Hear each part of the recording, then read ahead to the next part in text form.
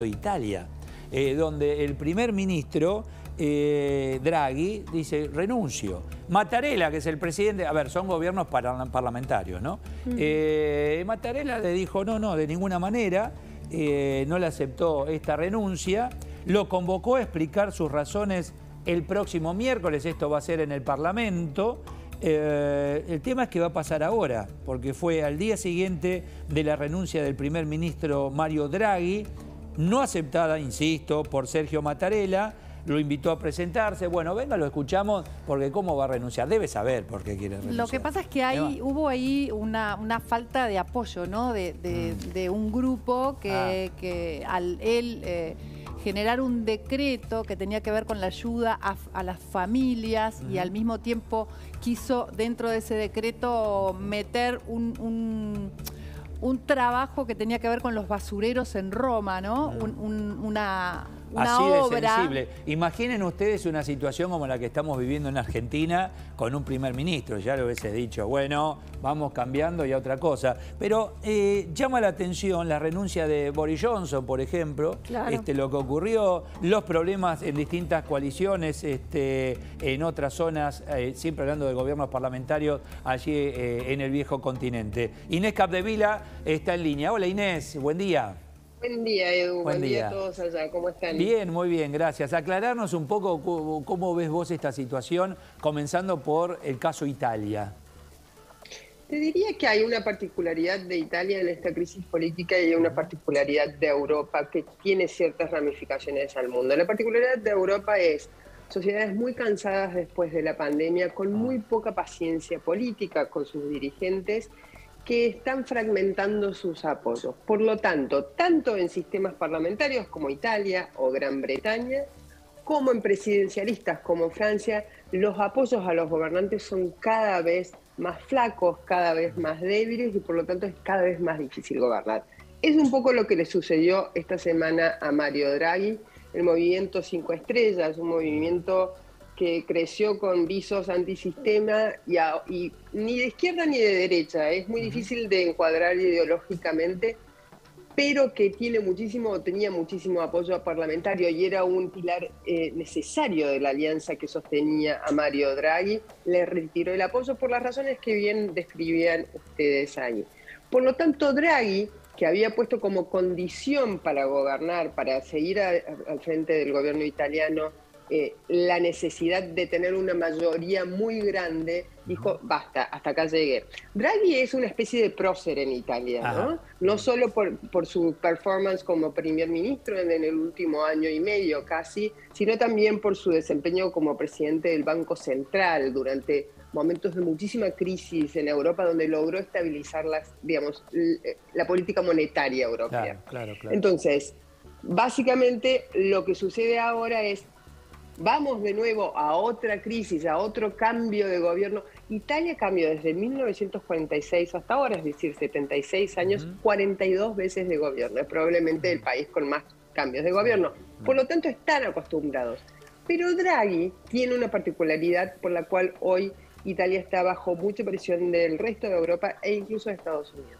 Draghi es una garantía para Occidente de que Italia va a seguir apoyando a Ucrania en la guerra contra Rusia. Si se convocan elecciones, esa garantía probablemente esté en peligro. Uno observa ese tipo de gobiernos y siempre inevitable hacer paralelismo con lo que nos pasa aquí. Hay políticas de estados que se mantienen más allá de esta cantidad de cambios de gobierno, Inés. No, por supuesto, Edu, pero lo que sucede ahí es, vos lo marcabas muy bien cuando hacías la particularidad. Este es un sistema parlamentario que tiene los mecanismos institucionales para contener el trauma, el impacto político y económico sobre un país del cambio de gobierno. Para ellos, cambiar de gobierno, ya está visto por la cantidad de veces que lo hicieron, no es tan traumático ni doloroso como nosotros. Recordemos lo que sucedió en 2001 con la salida anticipada de Fernando de la Rúa. Fue verdaderamente un quiebre para la Argentina, del cual nos costó enormemente recuperarnos, no solo en términos económicos, sino también políticos. Bueno, eso está mucho más contenido porque está previsto en el sistema parlamentario y están los mecanismos institucionales para hacer precisamente eso que vos marcás. Las políticas de Estado se mantienen. Hay cambios coyunturales, ciertamente, pero las políticas de Estado se mantienen, por lo tanto el trauma no es tan grave. Bueno, ahora los ojos están puestos en la energía, ¿no? Allí en Europa están disfrutando el verano, y bueno, todavía les queda un tiempito, pero ya los ojos muy puestos de qué va a pasar con todo el sistema energético. Te diría que el miedo que se insinuó en Europa con el abastecimiento de energía cuando empezó la invasión a Rusia en febrero, ahora ya se está lentamente transformando en pánico. Por el momento viene el invierno, faltan unos 4 o 5 meses, se insinúa como un invierno muy crudo, según indican los pronósticos meteorológicos. ¿Y qué sucede? Las reservas de gas no van a llegar como los gobiernos tenían pensado que iban a llegar. Entonces, básicamente, lo que todos los gobiernos están diciendo es 2 cosas. Primero, llegó la hora de empezar a racionalizar el uso de la energía, combustibles y gas, calefacción. Hay dilemas, por ejemplo, en Alemania, recordemos que es la mayor economía de Europa. El dilema es, el poco gas que vamos a tener, ¿a quién se lo damos? ¿A las industrias para que siga adelante la economía? ¿O a los particulares? ¿O a los hogares claro, para que la gente no se muera de frío? Claro. Es un dilema muy fuerte y es un dilema que puede condicionar, volvemos a lo mismo, a la fortaleza del gobierno de Olaf Scholz. Inés, ¿qué tal? Buen día. Y esto surge Hola, a partir también de este corte del Nord Stream 1, ¿no? Del gas que viene desde Rusia, porque Putin hace este corte para mantenimiento, pero lo que temen es que a lo mejor siga este corte, ¿no? Exactamente. Hay una sospecha bastante ya transformada en certeza en Europa de que Putin ha lentamente cerrado el grifo. Nord Stream 1 era uno de los principales canales de llegada del gas ruso a Europa, y eso es lo que un poco transformó el miedo en pánico, hizo que todo se hiciera mucho más vertiginoso. Totalmente. Recordemos que el otro gran canal de llegada, que era el Nord Stream 2, otro gran gasoducto, fue directamente cancelado a fin del año pasado cuando era inminente la invasión rusa. Esa es una de las razones. La otra razón no es solo que empieza a mermar la llegada de gas ruso, como también lo usa Putin como un arma en su guerra contra Ucrania y ya contra Occidente, sino también se ha complicado encontrar alternativas a la provisión de gas ruso. No alcanza con el gas líquido que llega o de Qatar o de Estados Unidos, no alcanza con las energías alternativas. La matriz energética está sufriendo una transformación gigantesca, una transformación que las industrias y los ciudadanos europeos necesitan que sea inmediata porque se viene el invierno, pero que, digamos, el propio proceso de provisión de energía hace que eso sea muy difícil. Te traigo acá a la región y no te tomo más tiempo, Inés, te agradezco como siempre. Uruguay, China, Mercosur, este Mercosur que no hace pie nunca, ¿no? Te diría que hoy hace menos pie que nunca. Claro, sí, es un gran tema, Edu. ¿Por qué es un gran tema? El Mercosur nació hace ya casi más de 30 años como una forma no solo de asentar las democracias incipientes de la región, sino también de dinamizar las economías como forma también de desarrollar y sacar a las poblaciones de Sudamérica de la pobreza. Todo eso quedó como una gran declaración de ideas, porque lo que se fue transformando después en un mercado común, en una unión aduanera, no le sirvió a los gobiernos, a los 4 principales gobiernos, Uruguay, Brasil y Paraguay y Argentina. Y después, ¿qué sucedió ahora en los últimos años? Las divergencias ideológicas y políticas entre los gobiernos no sirvieron para tratar de reunificar el Mercosur, y las necesidades económicas que son muy urgentes en la región. Recordemos que la región, junto con Europa, va a ser la región que menos crezca este año, pero también viene de ser la región que menos creció con la pandemia, o la que más decreció con la pandemia. Por lo tanto, viene un periodo de completa caída económica.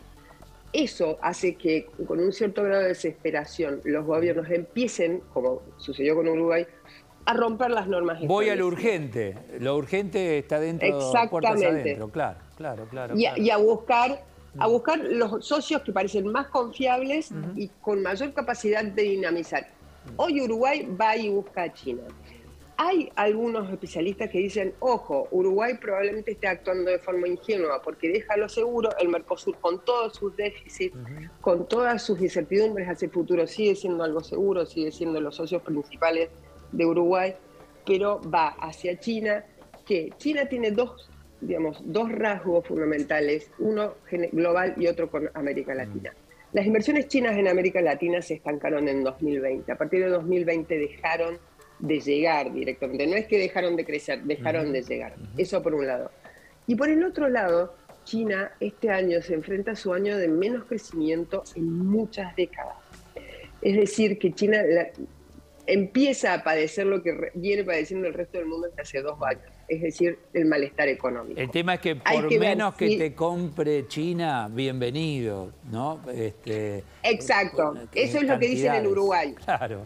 Totalmente. Te compran Además, un país cosa. tan chico como Uruguay que necesita esa apertura. Sí, sí, la tiene. Cierra... Porque no es solo China, también la Unión Europea, claro. Es aperturista, es su política de gobierno. Bueno, es lo que dice, ¿no? Completamente. Lo que pasa es que Uruguay también aceptó hace más de 30 años ser parte de un bloque que durante 30 años le funcionó. Es cierto que hace 10 años que este bloque no funciona, pero aceptó las reglas. Sí. Entonces también es, o sea, no es fácil. El que fue inteligente, Inés, es Chile siempre. Yo miro de afuera. Sí, si me sirve, totalmente. Entro, y si no, no entro. Y es Chile lo que está pasando. Exacto, Chile tiene su acuerdo de libre comercio con China. Chile sigue siendo uno de los grandes socios de la Unión Europea y de Estados Unidos en América Latina. Es un poco el país al que mejor le ha funcionado y el que mejor practica esto del no alineamiento estratégico, porque es un poco la estrategia de geopolítica de los países que no son grandes potencias. Gracias, Inés, que tengas lindo fin de semana. Muchas gracias. Gracias a ustedes, chicos. Gracias, que tengan muchísimas gracias. Bueno, a ver, tengo 3 minutitos. Vamos a hacer deporte, después tenemos los títulos y después el editorial de hoy. No te lo pierdas, ¿eh? No te lo pierdas, no te distraigas. Hola.